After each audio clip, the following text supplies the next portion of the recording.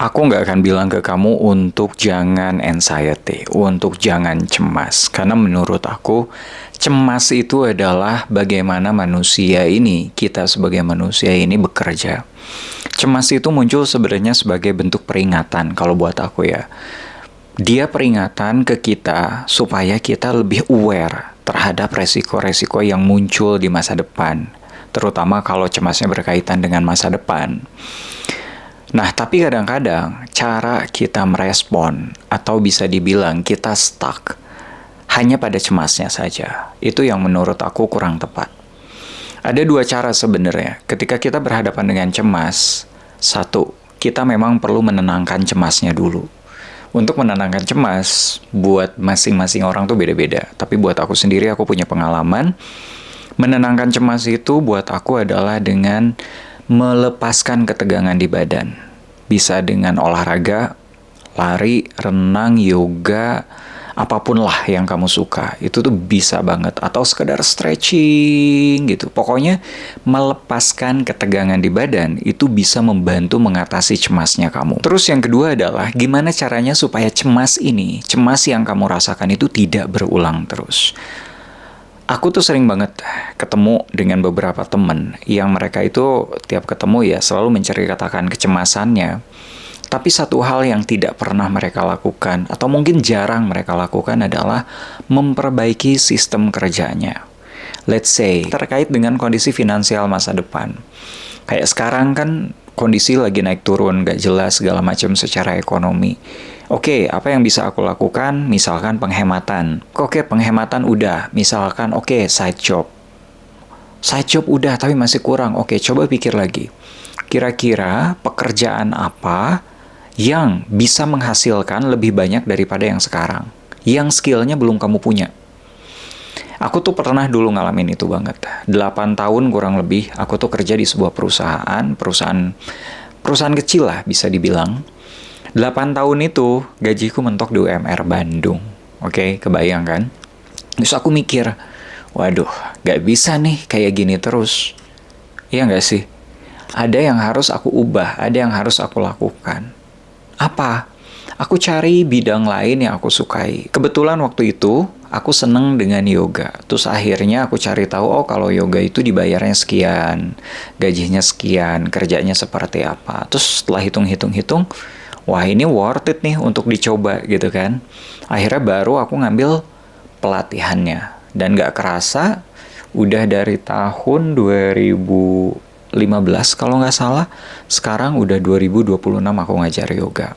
Dan yes, buktinya hidup dengan baik dari yoga ini. Dan sekarang pun sebenarnya kenapa aku bikin channel ini, aku punya channel yoga juga, mulai jadi konten kreator juga.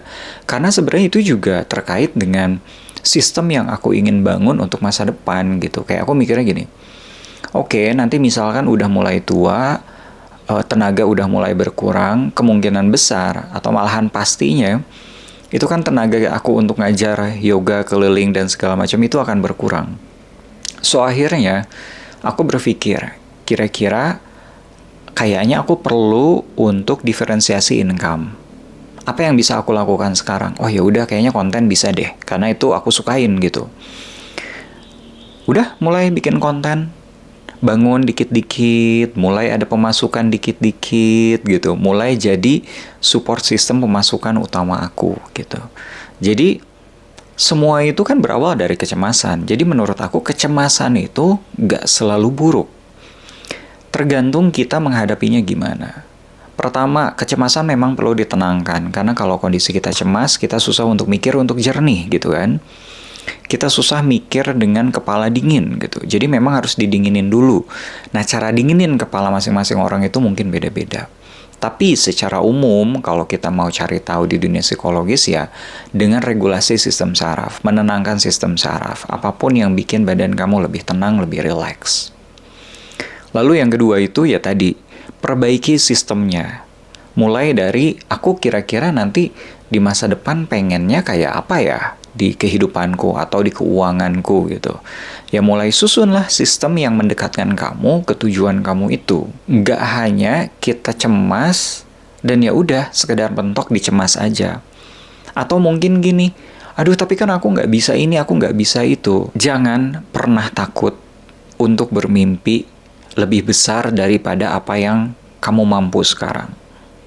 Karena otak kamu itu, dia punya kecerdasan yang luar biasa. Let's say, kamu pengen jadi punya mimpi apa gitu. Yang mimpinya itu nggak terlalu jauh, tapi nggak terlalu deket. Ngerti kan? Sedang-sedang aja gitu. Otak kamu akan mencarikan cara gimana supaya kamu bisa mencapai mimpi kamu itu. Kalau bisa dibilang sebenarnya cuma dua itu tadi aja gitu. Satu, tenangin diri kamu. Regulasi sistem saraf kamu, grounding, terus yang kedua, perbaiki sistemnya. Sesuaikan dengan sistem yang mendekatkan kamu pada tujuan kamu.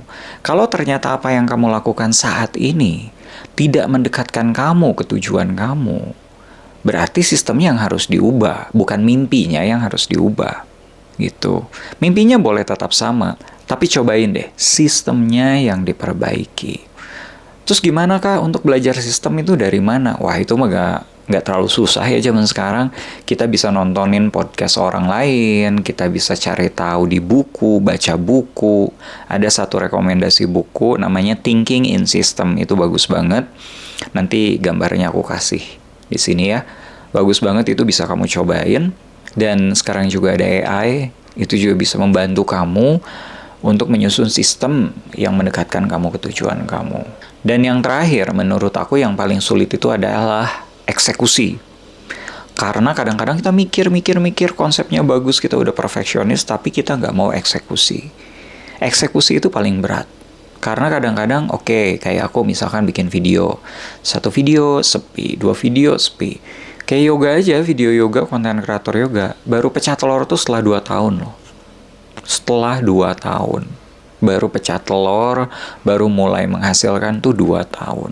Dan mungkin ini buat masing-masing orang beda-beda. Ada yang cepet, ada yang lama kayak aku, mungkin ada yang lebih lama lagi daripada aku.